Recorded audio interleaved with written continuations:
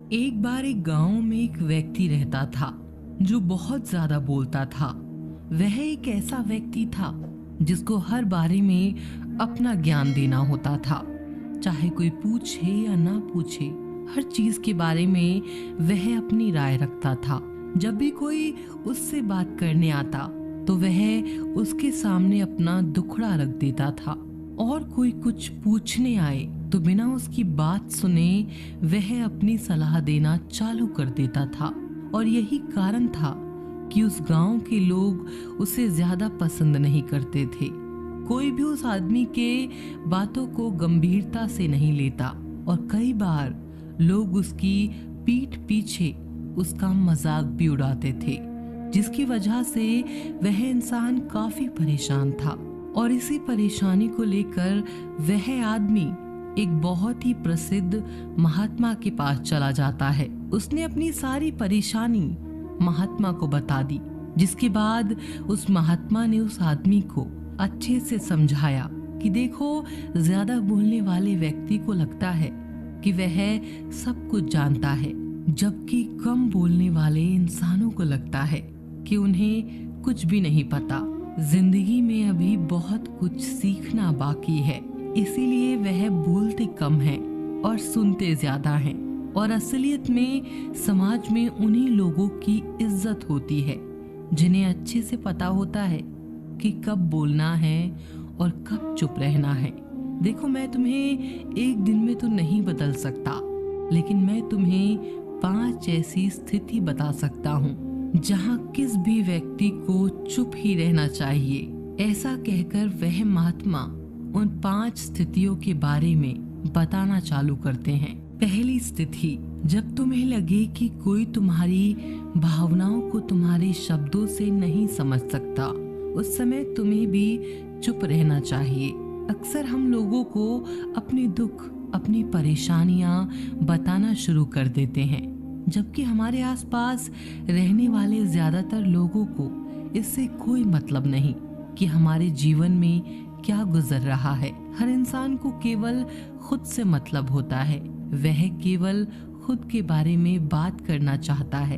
वो केवल खुद की तारीफ सुनना चाहता है। उन्हें हमारे जीवन की परेशानियों से कोई मतलब नहीं होता, और ना ही वह सुनना चाहते हैं। हो सकता है 1 या 2 बार वह तुम्हारी दुख भरी बातें सुने, लेकिन उसके बाद वो तुमसे दूर भागना शुरू कर देंगे, क्योंकि कोई भी दुखी और असहाय इंसान के साथ रहना पसंद नहीं करता। इसीलिए कभी भी अपने कुछ करीबी मित्रों और परिवार वालों को छोड़कर किसी ऐसे इंसान को अपनी परेशानी ना बताएं जो तुम्हारी बातों को समझने की बजाय उनका मजाक उड़ाए। दूसरी स्थिति, जब तुम्हें ना पता हो किसी विशेष मौके पर क्या बोलना है, या फिर तुम्हें किसी भी घटना के बारे में आधा अधूरा ही ज्ञान है, ऐसे मौके पर भी तुम्हें चुप रहना चाहिए। ऐसा इंसान जो आधा अधूरा ज्ञान होने के बाद भी उस विषय के बारे में बात करता है, वह अक्सर मजाक का पात्र बनता है, और कोई भी ऐसे इंसान को कभी गंभीरता से नहीं लेता। अपनी बात को प्रभावशाली तरीके से वही इंसान रख सकता है जिसे उस घटना या विषय के बारे में गहराई से जानकारी है। इसीलिए कभी भी आधी अधूरी और इधर उधर से मिलने वाली जानकारी के आधार पर लोगों से अपनी बात मनवाने की कोशिश ना करें।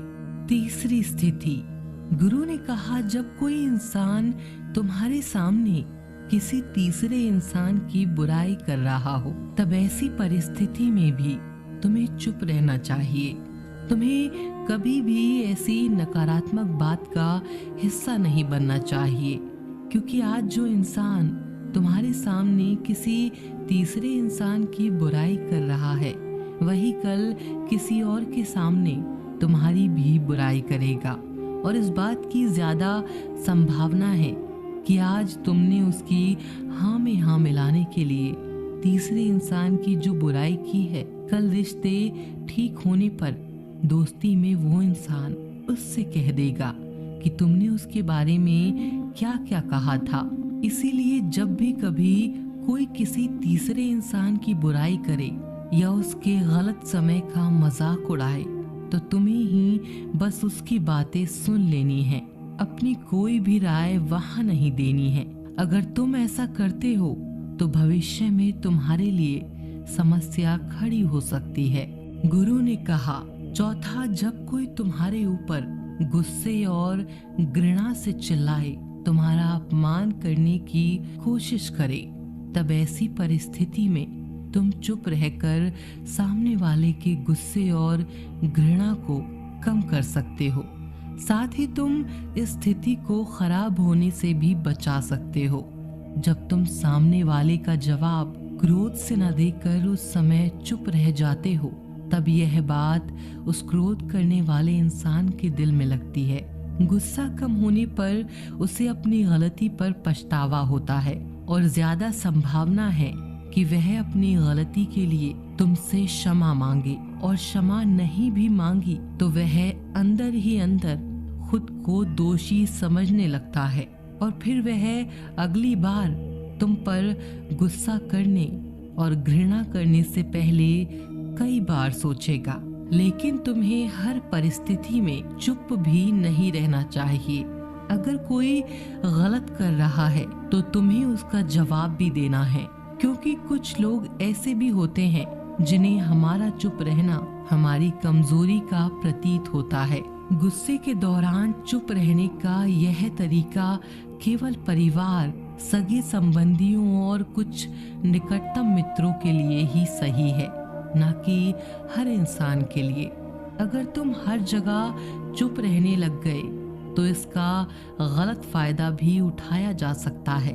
पांचवा, जब कोई इंसान उसके जीवन की कोई दुख भरी घटना या अपने जीवन की परेशानी साझा कर रहा हो, ऐसी परिस्थिति में चुप रहकर सिर्फ उसकी बातों को सुनना है।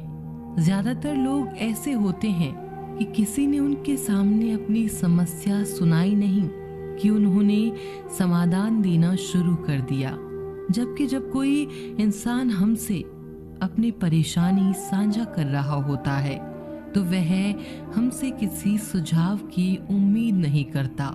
वो बस यह चाहता है कि हम उसकी पूरी बात ध्यान से सुने, क्योंकि जब हम किसी की परेशानी को ध्यान से पूरा सुन लेते हैं तो उस इंसान को एक आत्मिक शांति मिलती है।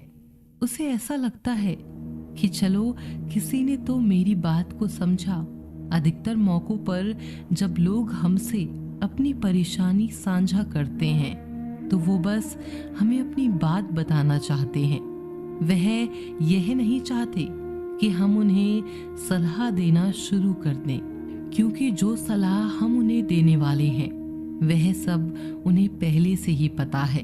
परेशानी के समय में किसी इंसान को सांत्वना देने का सबसे अच्छा तरीका है कि हम बस उस इंसान की पूरी बात को ध्यान से सुन लें। जब हम लोगों की बातों को बिना उन्हें बीच में रोके और बिना किसी सलाह दिए पूरे ध्यान से सुनते हैं तो उनकी नजरों में हमारे लिए सम्मान और स्नेह का भाव पैदा हो जाता है। हम ज्यादा गंभीर, समझदार और शांत दिमाग वाले इंसान प्रतीत होते हैं। इसीलिए अब जब भी अगली बार तुम्हें कोई अपनी परेशानी बताए तो बस उसकी बातों को ध्यान से सुन लेना, और जब तक वह तुमसे न मांगे तो उन्हें किसी भी प्रकार की सलाह मत देना। गुरु ने कहा, मेरी एक बात हमेशा याद रखना, जब तुम कम बोलते हो तो लोग तुम्हारी तरफ ज्यादा आकर्षित होते हैं। तुम क्या हो और तुम क्या सोचते हो? शिष्य ने हाँ में सर हिलाया और वो सद्गुरु की बातों को समझ चुका था। उसे किन किन परिस्थितियों में शांत रहना है उसने यह भी जान लिया था कि कम बोलकर अपनी प्रतिष्ठा वापस पा सकता है। इसीलिए दोस्तों, हमें अपने जीवन में जितना आवश्यक है उससे कम ही बोलना चाहिए। हम आशा करते हैं आपको ये वीडियो ज़रूर पसंद आया होगा। मिलते हैं ऐसी ही